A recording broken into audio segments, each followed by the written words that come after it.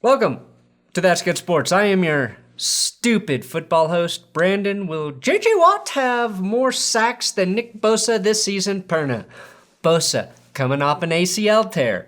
Watt getting old, but Watt looks like a man who just woke up from a horrific nightmare and has a new appreciation for life. Russell Wilson did not get traded, and even though Seattle didn't really get better, he's pretending like they did, and Matthew Stafford may finally get a real chance to win a playoff game. Today, I'm power ranking / recapping the NFC West offseason draft as we prepare for the 2021 ball season.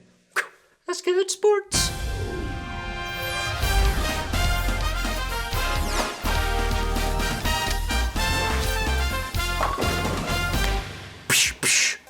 Do not subscribe to this channel. Don't do it. Don't do it. Once you do, you'll go mad. Today's episode is sponsored by buyraycon.com/thatsgood, which will save you 15% when you use my link below. Summer has arrived, which means two of my favorite activities are back. Lathering my body in sunscreen and power walking with my Raycon earbuds in. My aggressive power walking style not only makes my neighbors nervous, causes a lot of head bobbing and weaving. But with Raycon's noise isolating fit, my earbuds comfortably stay in place while I listen to the world's longest audiobooks. The wireless earbuds have up to 6 hours of playtime and come in a variety of colors to match all of ya tank tops. Raycon has a 45-day free return policy, which is half the dang summer for you to test them out. 45 days of power walking with Raycons will have you down at least a dress size. So click my link in the description or go to buyraycon.com/thatsgood to get 15% off Raycon earbuds, which are already half the price of other premium earhole speakers. We will start at the bottom with the Cardinals. The 2020 Arizona Cardinals made the greatest play of the season when Kyler Murray's Hail Mary found Deandre Hopkins in the end zone to beat the Buffalo Billies in Week 10.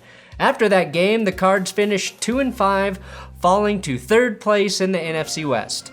Cliff Kingsbury is facing a make or break year, and Cardinals fans, if there's any chance he gets replaced by Vance Joseph, you're going to be looking for an actual cliff to jump the fuck off of. Technically, finger my ass. Oh, I've had that problem before. Now, the Cardinals' best pick in the draft. With the 16th pick, the Cards took one of my favorite players in the draft, linebacker Zaven Collins out of Tulsa. Now, Collins won the Bronco Nagurski Award, the Chuck Bednarik Award, and was the only player in college football to have 4 picks and 4 sacks last year and never commit a single penalty on the field. Paired with Isaiah Simmons, Arizona's linebacker core is going to be really freaking fast and hard to throw against. Biggest reach in the draft for the Cards? Well, I liked Arizona's first 2 picks in Collins and Rondale Moore, but I'm not as big a fan of Marco Wilson, their 4th round corner out of Florida, and not just because every time I see him in this shirt, I want to call him Marco Polo. But you probably know him as the guy who threw a shoe that cost Florida a game against LSU. Now, Arizona's key free agents. Arizona saw Larry Fitzgerald and DeAndre Hopkins and said, you know what? We need more age at the wide receiver position, so they went out and grabbed A.J. Green from Cincinnati, who's about to turn 33 this month. Honestly, though, I think it's a pretty good move. Considering another great former Bengals receiver, Chad Johnson, is out there boxing at age 43, maybe A.J. got some ball left in the tank. And then again, maybe he's just going to get knocked on his ass in the third part of the season. Now, the Cardinals picked up another aging superstar in J.J. Watt, as well as Malcolm Butler. Basically, they're assembling the most important players from the 2014 season. The one thing I will say is that J.J. Watt seems way more happy about being a Cardinal than he ever did in the Guantanamo Bay of NFL franchises. I really like the move to trade a third-round pick for former Raiders center Rodney Hudson. I think this was their best free agent signing, who wanted out of Las Vegas because, well, no one really knows except that the Raiders are a really screwed up organization who might not even have had the cash to extend Hudson, which the Cardinals were promptly able to do. Adding one of the best and most durable centers in the league is an amazing gift for third-year QB Kyler Murray. So, my final thoughts on the Cards. This is a very talented roster with a lot of potential at quarterback. Usually, that's a recipe for the playoffs. But there's going to be two things that I think will hold them back. First, it's their coach, who no one is really sure whether or not he's good. We just know he looks good sitting in a really nice fucking house. Then you have the rest of the division. You've got three coaches that are markedly better than Kingsbury, and all three of those teams have a lot of playoff experience and have been to the Super Bowl in the last 7 seasons. Plus, pretty damn good QBs as well. The Cardinals and many other divisions, in my opinion, are probably the second best team, but Kyler Murray has to prove he's better than Stafford, Wilson, and Jimmy Lance before I'll bet on Arizona. Now, Murray was heading in that direction before dealing with a late season shoulder injury, maybe another injury that made him look hesitant to run, which is a huge part of his game at this point. Seattle Seahawks coming in at the power ranks of 3. The most important thing about the 2021 Seattle Seahawks is that Russell Wilson is still their QB. Compared to that, nothing really matters. They didn't trade him to the Bears. They quieted down all of the talks about him leaving, and it seems like everything has settled down, which is good because without him and DK Metcalf, I'm questioning how much this team has going for it. Sorry, I forgot Tyler Lockett.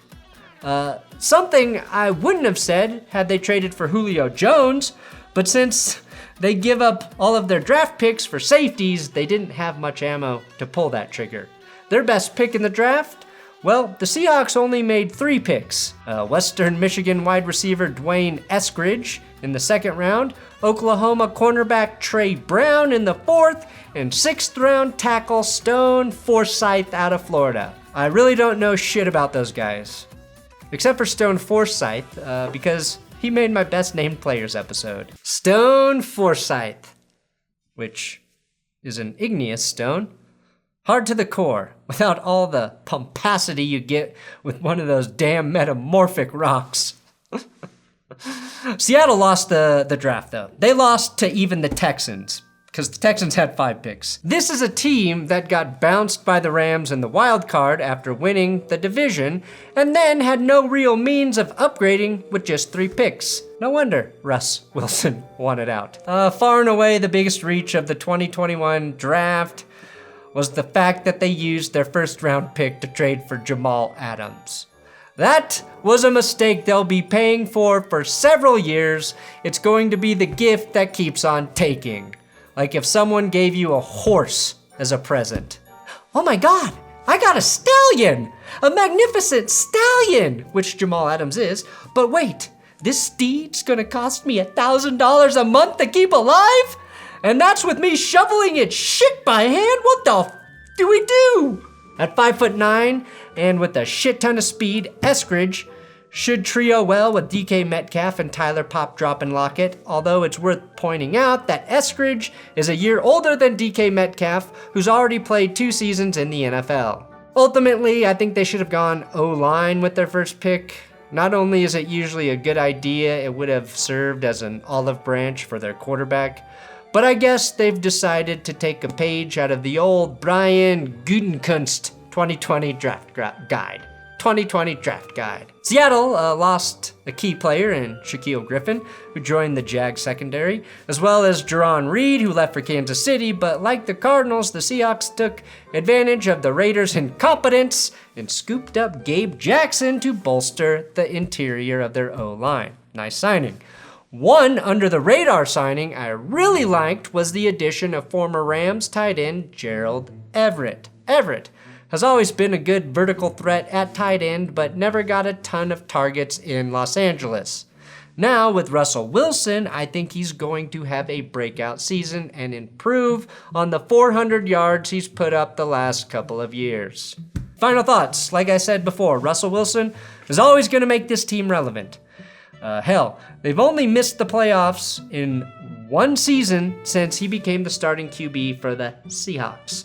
That's worth something, but I don't think it's enough to vault them over the 49ers and Rams, who have a lot more talent from top to bottom, especially on defense, and could potentially be pretty dangerous at quarterback themselves. So, coming in at number 2, the San Fran Niners. The 49ers made one of the most pivotal trades of the offseason, moving from pick 12 to pick 3 in the 2021 draft.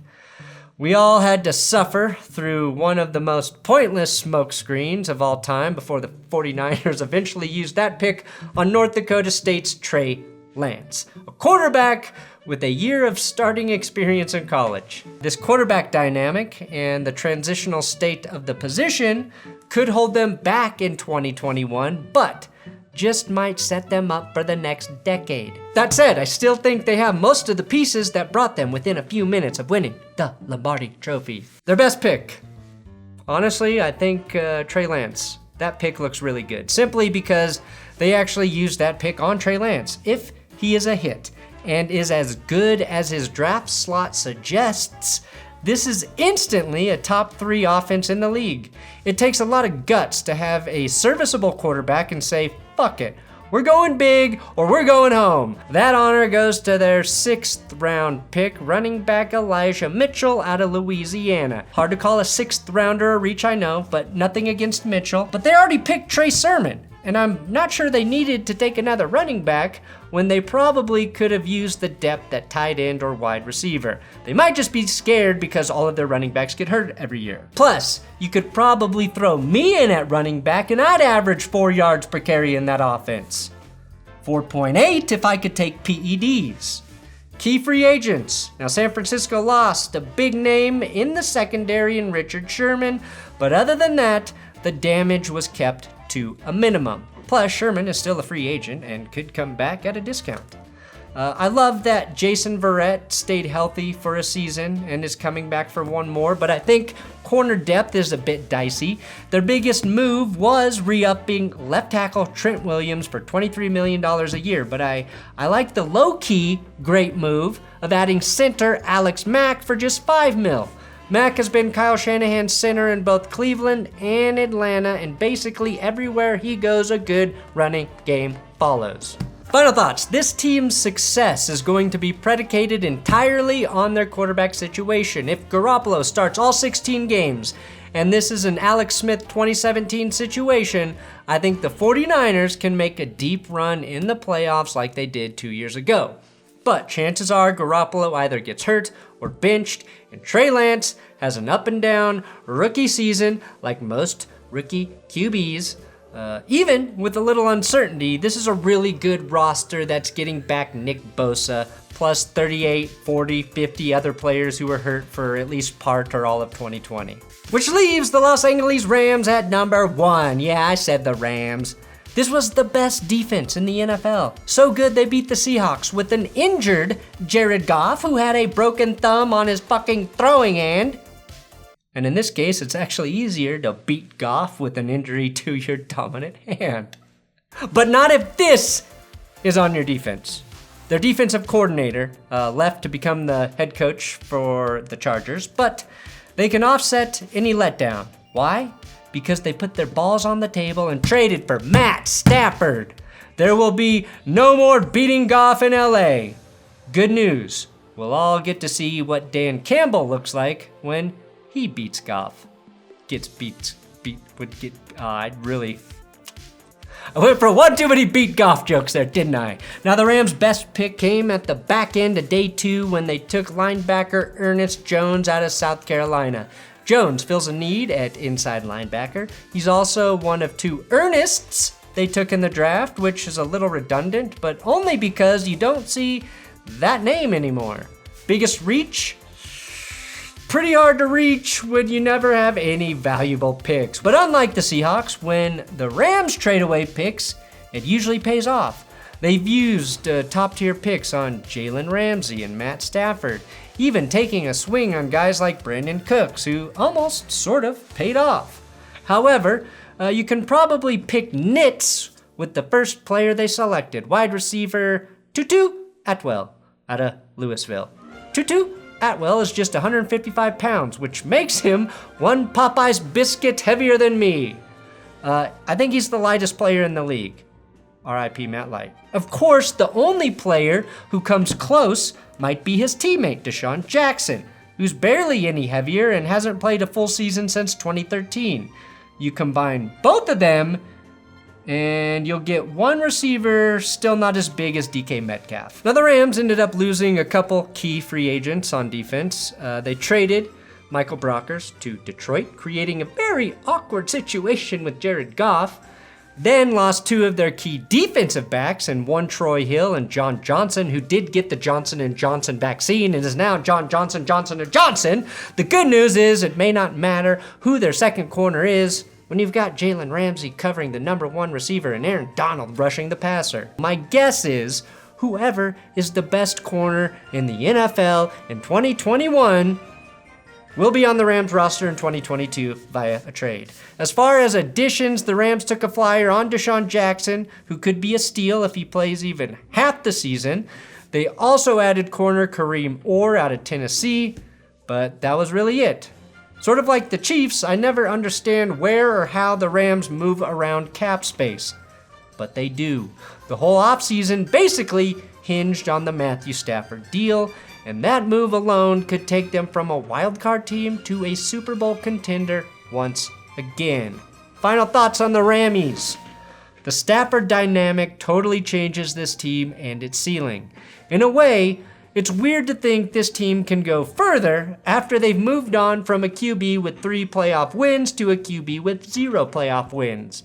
But on the other hand, it totally makes sense. You'd think this team would suffer from never having early picks, but they hit on the ones they do make, and they'll always be a force to be reckoned with as long as they have the new quadfecta of McVay, Donald, Ramsey, and now Stafford. Thanks for watching That's Good Sports. NFC West prediction. I've done all of the AFC. Those videos are up on this channel now, so you can check them out, see which divisions are gonna do what.